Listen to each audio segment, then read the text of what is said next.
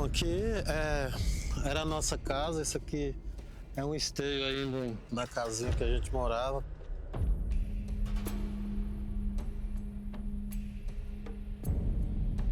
Dia 12 de fevereiro de 87, né? Foi aqui que meu pai foi assassinado. Aqui nesse espaço era o quarto dele, né?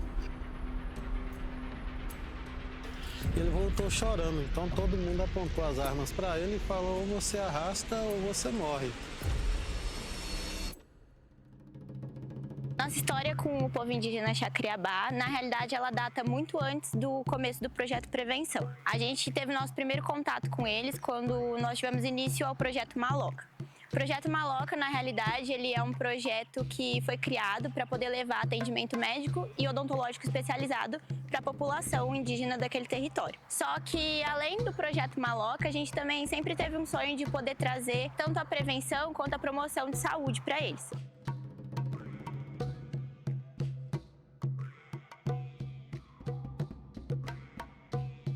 Xacriabá, Ruminixã, né, significa bom de remo, né, porque a gente tinha essa relação com o Rio São Francisco. E quando a terra foi homologada, em 87, a gente era menos de 5 mil pessoas. Hoje somos aproximadamente 12 mil pessoas.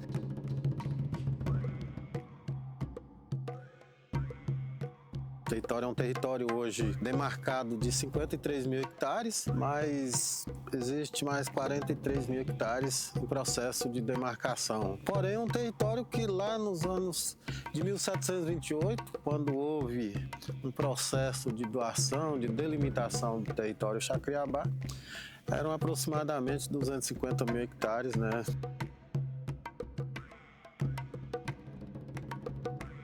É estranho, né? Doar para alguém algo que já é de alguém, né? Só que esse território ele foi totalmente invadido de novo.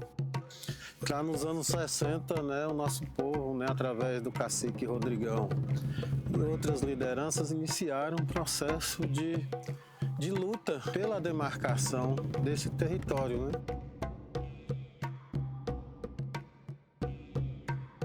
Hoje nós estamos a 40 quilômetros do Rio São Francisco e em 87, logo após a chacina que houve aqui no nosso território, a terra foi homologada e a gente perdeu 75%, né, desse território.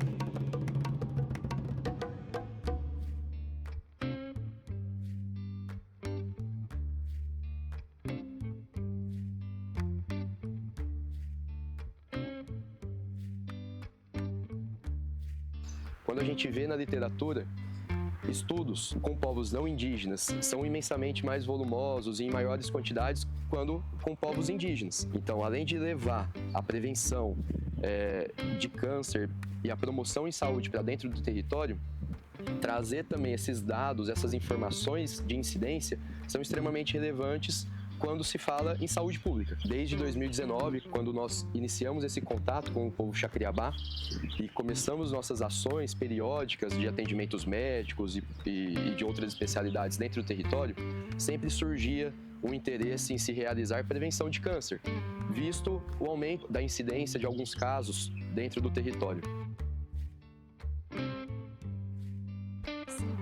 Em 2023, através do edital da BMSF, a gente teve a visão de que a partir dali a gente conseguiria dar início a uma nova etapa dentro do território indígena. Então, em 2024, nós nos juntamos com as lideranças locais, com os profissionais de saúde da terra indígena e também com algumas outras pessoas de influência daquele local, pessoal do DICEI, da CESAI, e eles trouxeram pra gente essa demanda justamente relacionada à saúde da mulher. A partir disso, a gente conseguiu traçar um plano para as nossas ações do projeto Prevenção. Elas são pautadas agora em ações semestrais.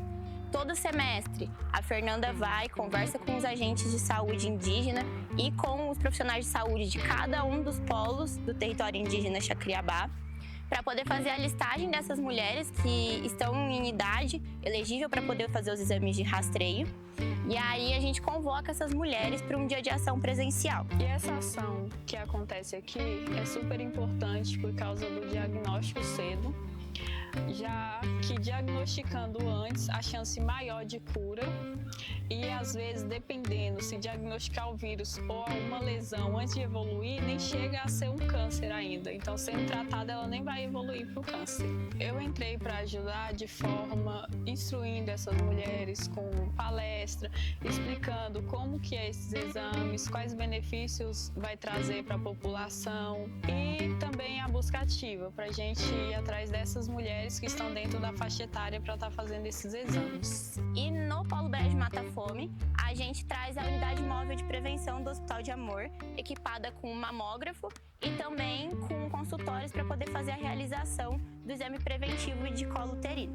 Então, mais ou menos 12 dias a gente fica dentro do território indígena para poder justamente fazer esses exames para essas mulheres, tanto as que estão em idade elegível, quanto também aquelas que já fizeram em ações passadas, mas já estão no tempo de fazer novamente. Em alguns dados que nós coletamos em conjunto com o DICEI, a gente via que a cobertura de rastreio dentro do território era baixíssima. Após nós irmos lá, levarmos as unidades móveis do Hospital do Amor, estarmos dentro do território, realizando esse projeto, acolhendo essas mulheres, fazendo com que ao invés delas viajarem quilômetros e horas até chegar numa cidade maior, que é a referência para se realizar esses exames, a gente fazendo com que elas realizem os exames dentro do território, a cobertura aumentou muito. E hoje, com orgulho, a gente pode falar que conseguiu mais de 80% de cobertura dentro do território em prevenção de câncer.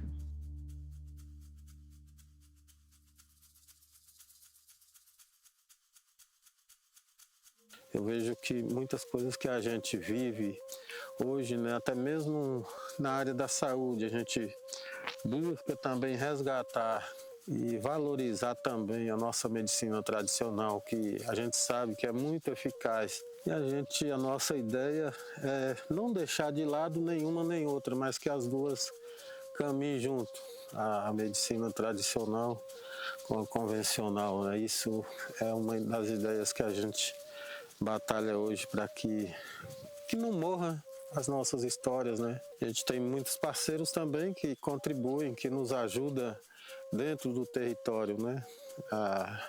A buscar aquilo que é de melhor para nós, assim como o projeto Maloca, né, que tem contribuído há alguns anos já no território, na área de saúde. A gente agradece a todos os parceiros, né, que têm trazido para a gente essa parceria e esse apoio, né.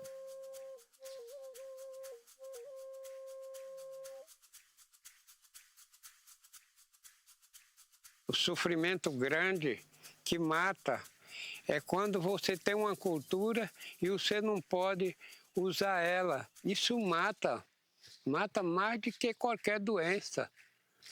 Você tem que viver com a sua cultura. Se matarem a cultura deles, aí matou o índio. O índio acaba. Se acabou a cultura, acabou o índio.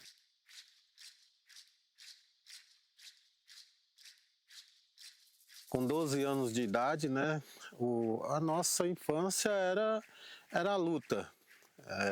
Às vezes a gente não tinha como entrar diretamente nela, mas a gente lutava de outra forma. Até nos anos 80, em 87, que foi quando aconteceu uma das maiores chacinas aqui do nosso povo Chacreabá.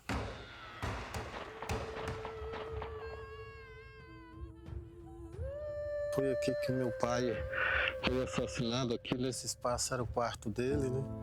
Quando a gente saiu, eu, meu irmão, a minha mãe, no meio do tiroteio, a minha mãe foi baleada, fizeram a gente sentar no terreiro, depois eu fugi pelo mato, todo mundo atirando atrás de mim, né? O meu irmão ficou, né, o Zé Nunes, ele tinha 11 anos na época, mas os pistoleiros não entraram dentro de casa, fizeram o tiroteio de fora para dentro, né? Então, eles queriam testificar que meu pai estava morto, porque ele caiu para dentro do quarto, e eles obrigaram meu irmão a arrastar. Meu pai, ele tinha 11 anos na época, meu pai era um pouquinho forte, e a pessoa morta fica mais pesada. Então ele foi e não aguentou arrastar o corpo do meu pai daqui para colocar na sala, para eles saberem se estava morto, né?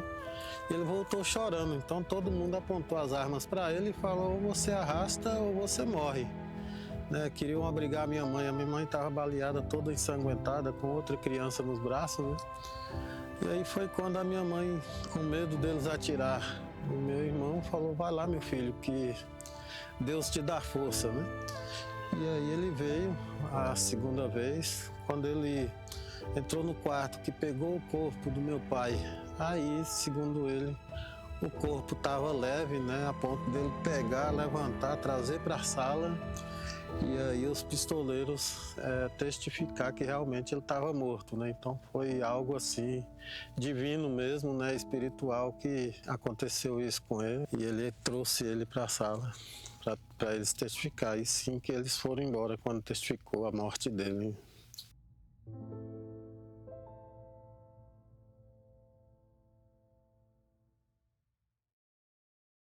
Para nós é importante que as pessoas tenham conhecimento da nossa história de luta, né? E todo esse processo que o povo Xacriabá tem vivido. Às vezes algumas pessoas acabam achando que nós já não somos mais indígenas, né? Algumas pessoas acreditam que se você sai do território, se você vai fazer uma faculdade, né? Se você vai para a cidade, que você deixa de ser indígena, né? E ser indígena não tem nada a ver com isso, né? Tem a ver com outros valores. Nosso projeto ele só é possível graças ao incentivo da BMSF e também a nossa parceria com o CESAI, DICEI, o Hospital de Amor e a BD. O trabalho que a gente faz é um trabalho de formiguinha. Aos poucos a gente foi conseguindo a confiança das mulheres, foi conseguindo aumentar a adesão, mas isso tudo a gente só conseguiu ao longo desses 3 anos inteiros, né? Então a nossa maior preocupação hoje em dia é justamente a gente conseguir dar continuidade nesse projeto. Porque se em poucas ações a gente já conseguiu aumentar esse número de 3% para mais de 80%, se a gente conseguir garantir a continuidade desse projeto, a gente com certeza vai conseguir impactar cada vez mais a vida delas, conseguir garantir cada vez mais essa equidade em saúde. Eu acho que no fundo tudo isso se resume ao amor pelo próximo. A gente conseguir gerar impactos positivos e aplicar equidade, levar mais atendimento para quem mais precisa. Esse é um dos pontos chaves do que a gente está realizando, aplicando a equidade.